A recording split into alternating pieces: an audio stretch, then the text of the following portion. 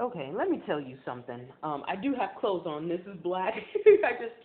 I'm getting ready to go exercise. I just took my shower and my hair is all over the place, but I don't even care. Thank God I got hair. You know, it's some people who don't have hair. You know, and I remember a time when I got hit by a car and I didn't have hair. So I'm grateful for the small things. But anyway, so I know a lot of people were like, what the heck is going on? Yeah. Sometimes it's best not for people to know the power and the gift that you contain. You know, sometimes it's best for your gift to be hidden and preserved so it can be used in the future. Think about Joseph. When Joseph's gift was to save his family and use the gifts, the talents that he had um, to help his people. But um, once enough people knew, his family knew, um, which he didn't know. He just knew he was having these visions. But his family was able to interpret the visions. You know, his dad and his brothers. You know, it brought a lot of chaos and a lot of attacks that were unnecessary. Not only that, it led up to him being thrown into a pit and sold into slavery. Um, so that is a one example of, you know, if they didn't know that, they wouldn't have got a lot of jealous and, you know, yeah, they would have probably, you know, didn't like him because his father loved him a lot and gave him the clothes, you know. But because he revealed that, it brought a lot of anger and hostility towards him in his own household. The next one is David.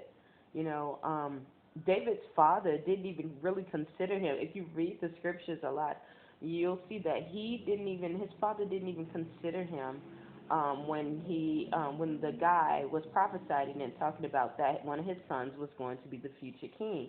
You know, he told David's father to bring everyone that he had, all his children, all his men, you know, his sons out, and he left poor David out with the cattle and the livestock, you know, knowing that he darn well had a son, you know, and that was, thank God, was the one who actually had the anointing and had the power, the one that they thought didn't, you know, um, didn't matter, you know, the one that they rejected. So, um, yeah, not only that, when he got older, he had to go back. You know, after he got anointed, he had to go back. You know, say for instance, if he would have started and they would have said, okay, well, he's been prophesied king, and then they gave him the kingship, he wouldn't have been able to handle it because he couldn't go through that training.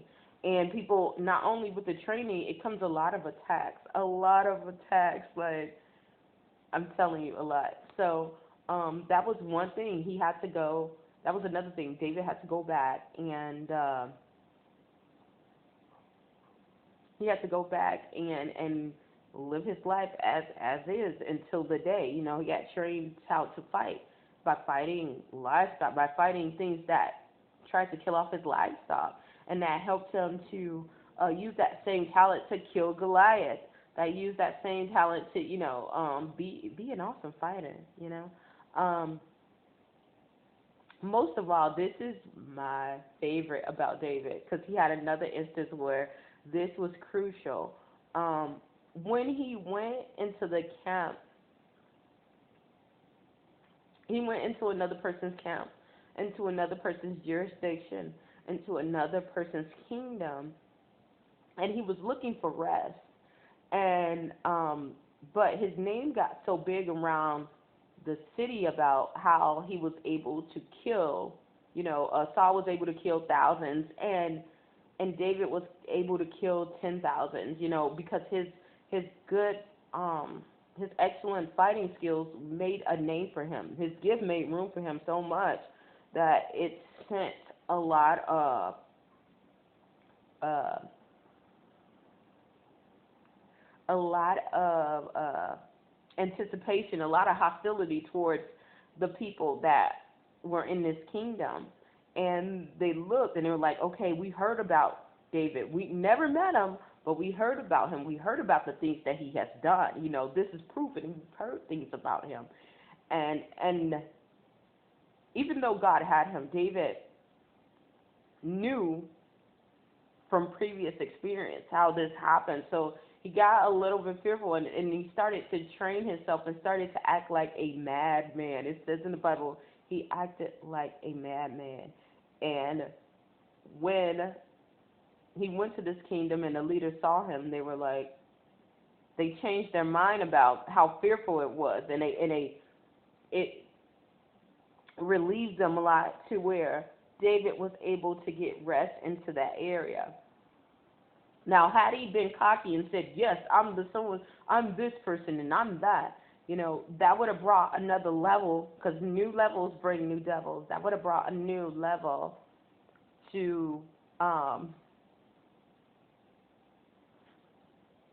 new level for him to obtain. And in that area, in that time, at that moment, he was looking for rest. He wasn't looking to conquer anyone or to be conquered, you know.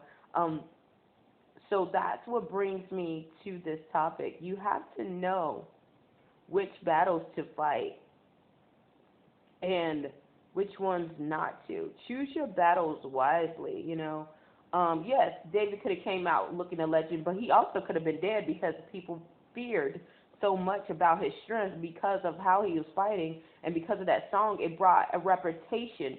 It brought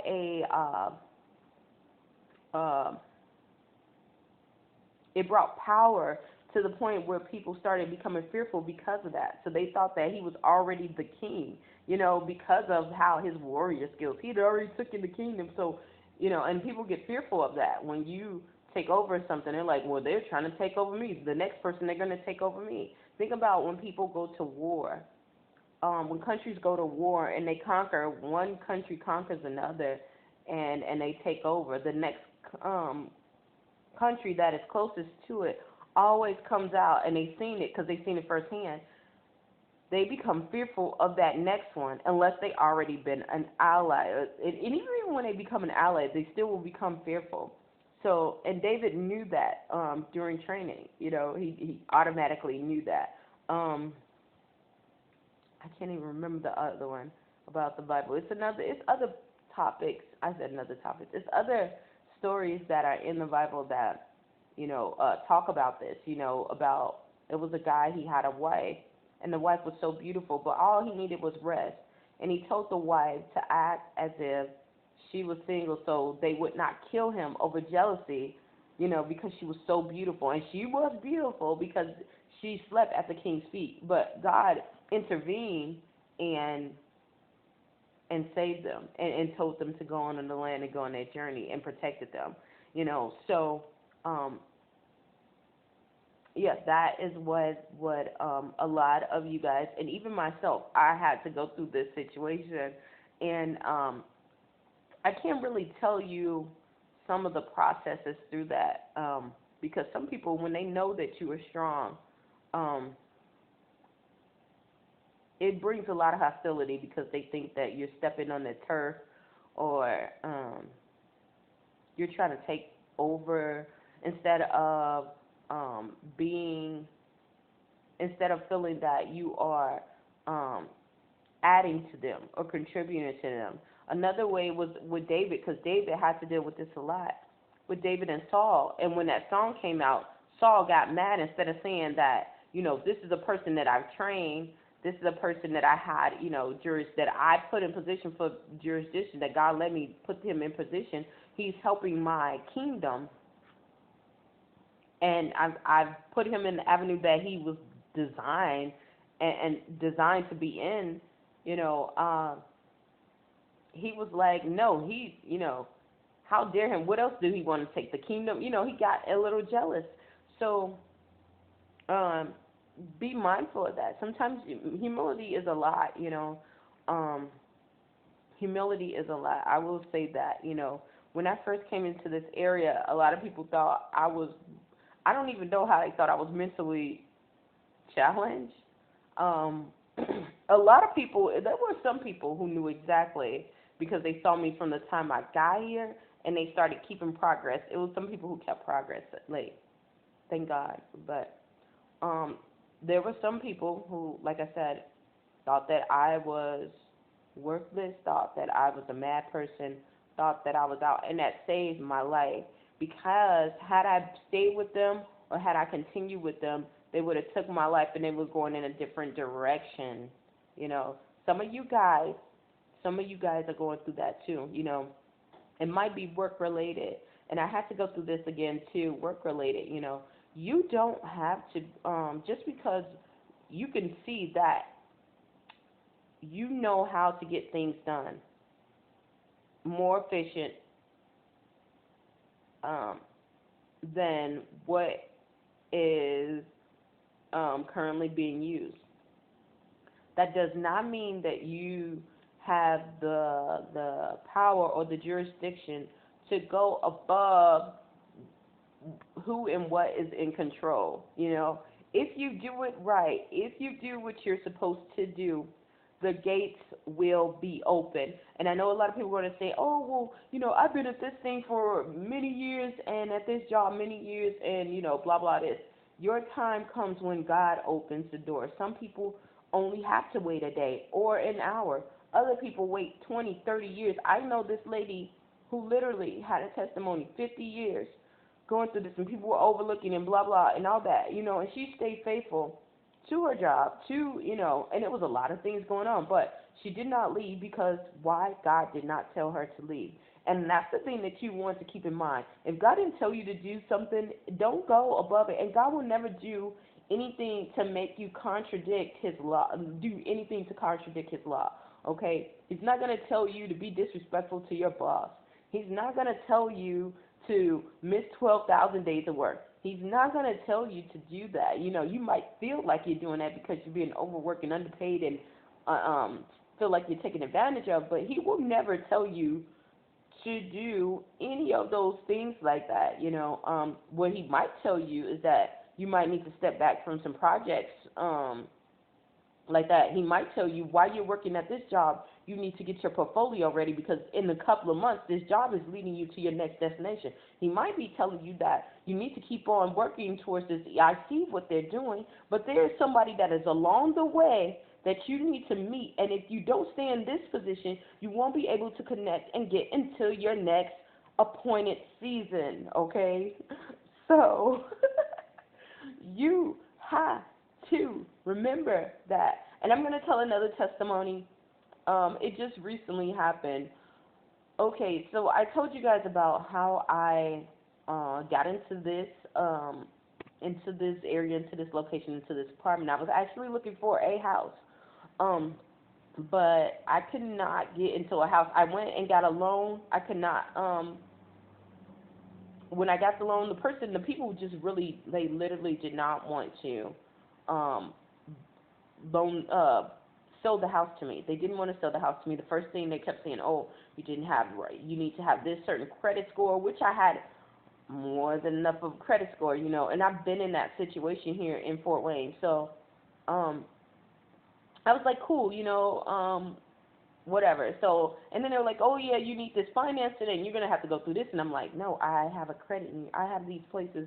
So, anyhow, long story short, I ended up getting approved for, of course, I knew it, for the loan. I went to go and close on the house. It takes 10 days for the finalization or whatever. I gave them the asking price of this place. The asking price was almost 3 times as much as what the property was. It was not in the best neighborhood. It was not. But I was willing to work on it, and I knew it had a lot of potential, and I had a lot of skills that I had learned over the years, even as a kid, as far as building, putting jar walls, just a lot of things. So the 10th day, I get a call from them and saying that someone else bought this house for more, gave them more money for the house, so they're going to decline my offer and take theirs. Okay, that's fine, you know, and at that time I was still renting the property, and I was like, how is this even possible, whatever. So got there, found out, I want to say within 12 days, the lady who bought the property, which lived in another state, called my called my family member and told them, they bought this property for, it was like a third of what the asking price was. And I was just like, what the heck? And this person, it was so crazy because the person who they called used to be into real estate. She managed a lot of HUD properties, Section 42s, a lot of things like that. So um, she was telling me, no, you need to go to the housing development. They have these things for like discrimination because that's exactly what it was. Blah. And I was like, okay. So as I'm doing that, I was like, I'm gonna go and do it. But God had led me to not focus on that, even though I had to deal with that. God led me not to focus on that, and He kept telling me to pack. And I was like, pack? Like, am I getting kicked out again? Like, what the heck? Like, are these people going to kick me out? And I'm like, I know it has to be something. It's got to be a law since I have a lease, for them not to kick me out, which it is. But like, literally, God kept telling me to pack, to pack. I got something better for you. And I had just moved into, this was the crazy part, I had just moved into that place because God told me to leave from the place that I was at, which was downtown. I was in a nice area, but the apartment was very small. I got into that apartment because I needed to just go somewhere, settle in, and focus. And I knew I could save. And, I was saving and preparing or whatever for everything that I needed. So, like I said, God told me to move. And I moved, and I found that place. And then I thought I was going to buy that place. And then I thought I was going to buy the place next door to it down the street because that place was even nicer. And I had got approved for it, but something happened. It was like the whole community over there had lead pipes. It was crazy. That's why it was so cheap, because they had lead pipes, and a lot of people. And I started noticing that too when I was drinking some of the water. Excuse my lips, they're really cracky, but I've been trying on a lot of lipstick. It was so bad. It was really, really bad, and I was getting really tired. My dog was getting, like, my dog is a hyper dog. When she drank this water, it was crazy. Like, you could see it instantly. So I started, and I even have a filter, but it still wasn't enough. I would just, so I had to literally, like, use cold water, then boil it, then put it through the filter for it to be some type of effective. But anywho, God told me to pack up, and I did. So He told me to go to this place. And I went to this place, and I was like, oh, my God, this is way beyond my price range. But He told me to apply. And I applied. And He was like, He literally told me this was my home. And I was like, am I tripping? Then it was a confirmation from this guy from prime time. He was talking about, now he was living with someone else in his family, and it was talking about, this whole thing. And I know it's so long. We're trying to get to the point, y'all, but everything is intricate. It makes a difference, and you're going to want to listen to this to get the full understanding of how God really was working in my life and how you're not listening to this on an accident. When I got finished doing that, I had got a new job.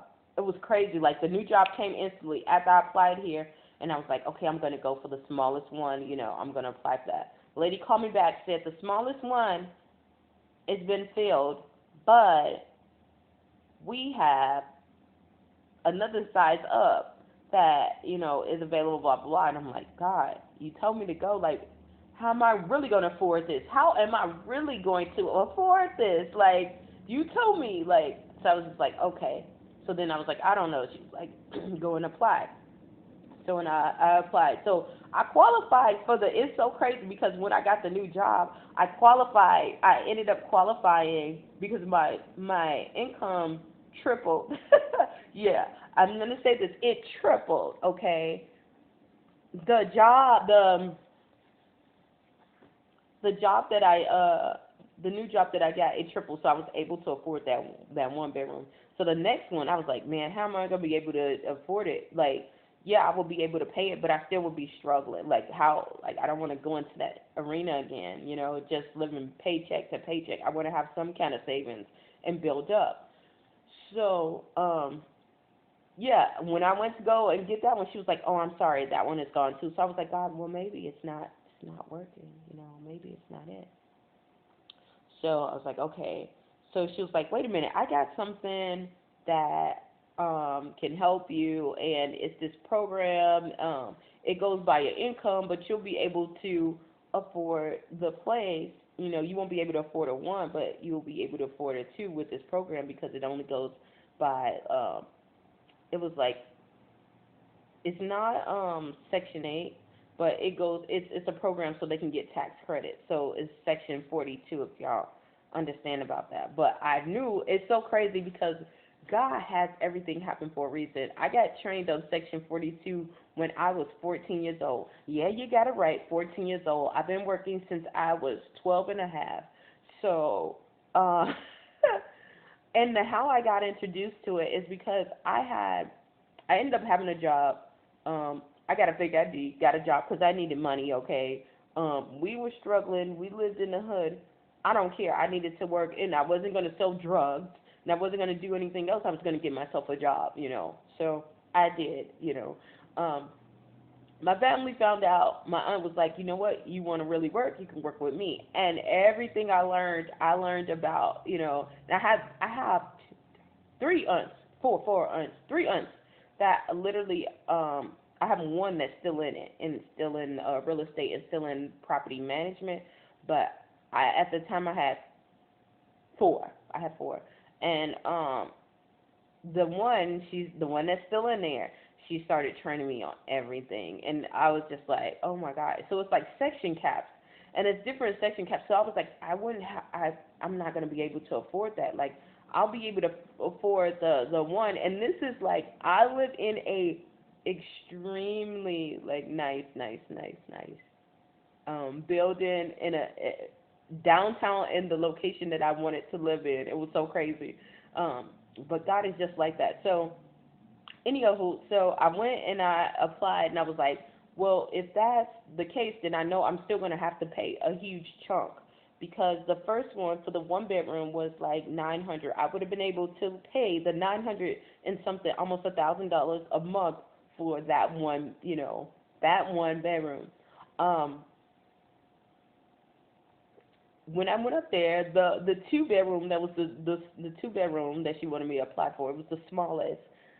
I went and I got approved. However, I didn't I didn't get it. Someone else wanted it, and it's like since it is a Section 42, it is the highest builder, and it's only certain apartments that have that opening or whatever. So the apartment that I was going for, even though I was going for Section 42, it wasn't initially designed for that. It was just for a regular market um, a market rate. So that one bedroom that I applied for and I got approved for, which would have cost, it still would have cost me the nine something, but it would have been a little bit more space. It sold for 13 something a month.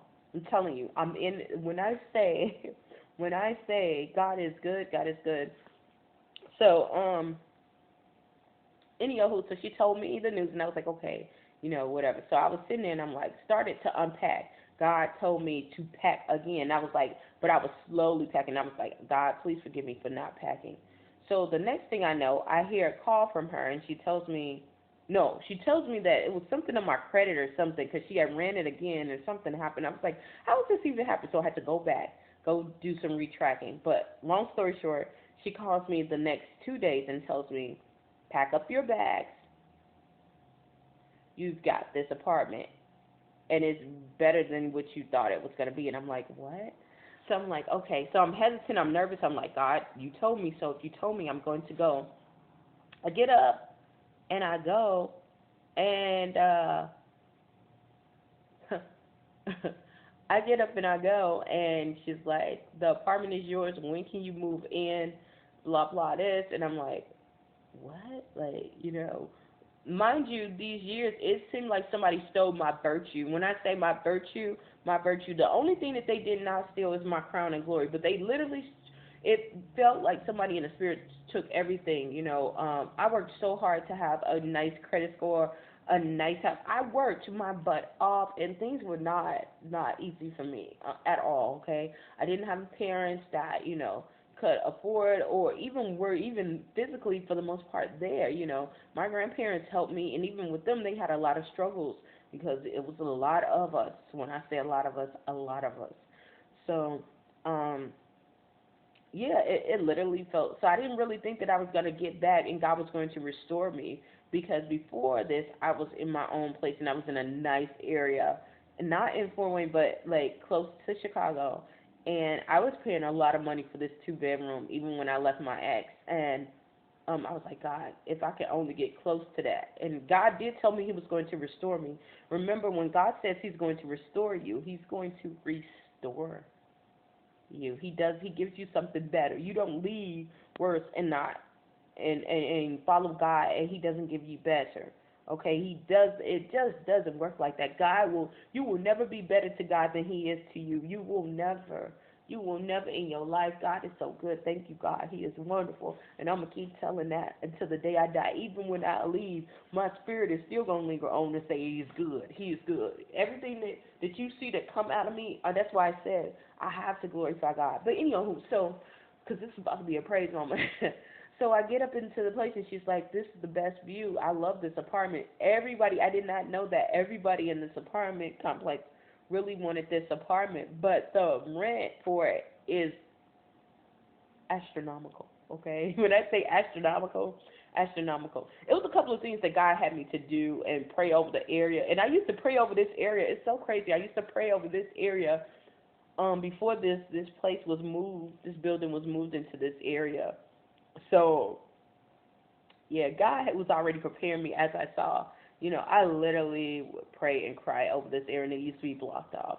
I'm telling you, I kid you not. Asking God to find me a home, and I did not know I would be living here. So yeah, I got the place. Not only that, I got the biggest, the largest, the largest um, place. I have the largest, yeah, I have the largest loft here. The largest one with all the new appliances, with brand new stuff. They only have one person who lived here, and they were from Tennessee, and they didn't stay too long because they were here for Sweetwater, which is a huge, like, they're like the Motown of Fort Wayne. Like, they have all the musical instruments, things like that. So, yeah.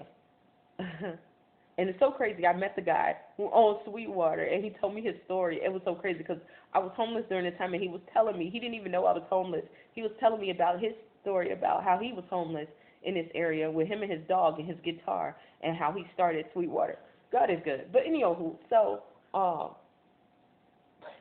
yeah, yeah. So you have to be like, God will use. You have to use humility, and you have to um be discerning as far as not being cocky, not saying, "Oh, I'm this person from that." If I would have said, "Oh yeah, my name is Bill and blah blah this," and I was a flesh and I used to do this and brought all my past up, that would have closed a lot of doors, because people don't want to help people who, okay, well, you did all this, then you could do that by yourself, which, first of all, I never got into that situation by myself. You can never get into a situation like that by yourself. There are other people. God sends people to you, to your aid, to help you for certain things, and He uses their gifts too. So I can never take credit for that. But had I went into that mode and talked about my past and not just went like He told me, I wouldn't have been able to open up and unlock that blessings. That's just like David going into that whole arena, that whole area. If he would have just acted like, okay, yep, that's me, they would have tried to kill him. They would have tried to, because they were like, look, we cool over here. You not about to come and rumble over here. So they think about loss prevention. We gonna prevent some stuff from happening. So we'll take you out before we let you, go on about go over here and get the opportunity to make some stuff happen to where we lose our kingdom. That's just like Jesus. Jesus healed a lot of people and told them, don't tell nobody. Why? Because they weren't ready. They could take you out. Not only that, when God was doing his miracles and things like that, he never was boastful about it. He let the people do that. He let the people do that. So you have to learn from that. And had he came in and said, Jesus of Nazareth, after he performed the miracles and went into other places, because his legacy lived before him. His gift made room for him to where people were hearing. A lot of people would have been on attack. Yeah, the Pharisees knew, but it would have caused a lot of division other places. So you have to learn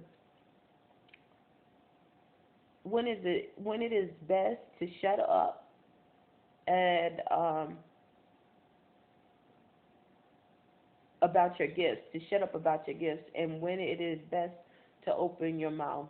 Sometimes you might have to act like a crazy and I don't want to say that like you just acted just really crazy because I know there's some people, but sometimes that will save your life. I know some people who acted like they were um a woman so they won't get killed, in real life. Like they were looking for them, people were looking for them, it saved their life. Yes, it sounds humiliating, it sounds, but it's worth saving your life. It's gonna be worth it. Like I said, David was drooling. He was acting like a madman. Did it make him less of a man? No. Did it make him less of a warrior? No. Did it make him less of a person that was anointed by God? No. No. It just made a different outlook. It made people that could have been future enemies look past him. That could be your breakthrough to get to your next window. Had he got killed right there, he would have been able to fulfill prophecy. You know, he no. So understand that. I wasn't even supposed to be on here this long and make this freaking video, but I just felt it in my spirit, y'all. I'm telling y'all, before I even got up to work out, I was just like, yeah, I need to make this video. And God was showing me 555, and it was like grace and mercy follow me.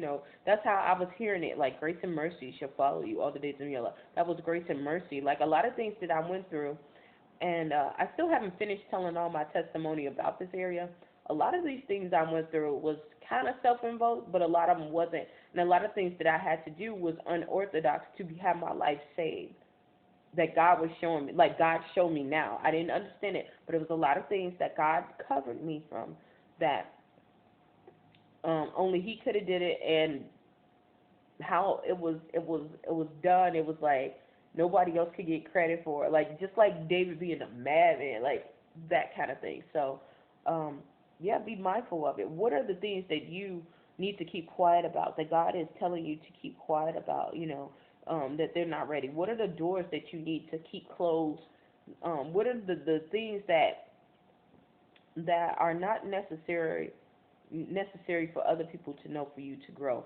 Understand that what is not necessary, and eliminate those things, and see that your life see won't your life take flight. When I followed God, yes, it was obstacles and things against me, but when I followed that principle, and I went and I did what I was told to do, and not only that, when people humiliated me, when I was in that area, that reason, when people thought that I was mentally challenged, um, it literally blessed me because I was able to do what God had assigned me to do. And I would never, ever, ever would have had that experience, or would have had these doors open to me the way that it has. I would not be a case manager at this moment had I not went through that experience. You have to have so many prerequisites, which I have none of them. It was the training that God gave me for those 5 years. I didn't get to go to school and all that and extra stuff for that particular excerpt of my life, but God made provision for it. You have to remember that. Some things, it's not necessary for them to know. Some things it's not even necessary for you to know at the time, because you will mess it up. You will mess it up. So, yeah, be mindful of that. I'm going to get off of here. If this is for you, use it. I know a lot of y'all, especially for work, like, I had one, that's a whole nother story. I had a whole nother coworker, like, I mean, literally, when she saw that I could do certain things and I had capability, it was like the gloves went off. We were cool. Everything was fine when she thought I didn't know anything. When she found out I had experience, and not only that, I don't even understand. I'm still trying to find out, how did she find out my pay rate, because my pay rate was different than a little bit of other people, even though she's making more than me because she's been there over 40-something years, okay? When she found out I had experience, when she found out that I had these connections that God assigned, the gloves went off, okay? The gloves went off. It wasn't like I was mean to her or anything. Like, we were so close, and I kind of missed that friendship, but God showed me what it was. So, um, yeah, be mindful that there might be people in your workplace that you don't need to be sharing the information of your next project. Um, it might be people that you come across that you hang around every day that you've known since you were kids. It could be your own mom. Don't do it. Be use humility, okay? It might be somebody trying to that has power to just try to take you out. It might be some situation like a David. Learn from it. Be mindful of it. Hopefully, something I said or done will help you on your journey. Please stay tuned to Journey to Jerusalem, and thank you so much.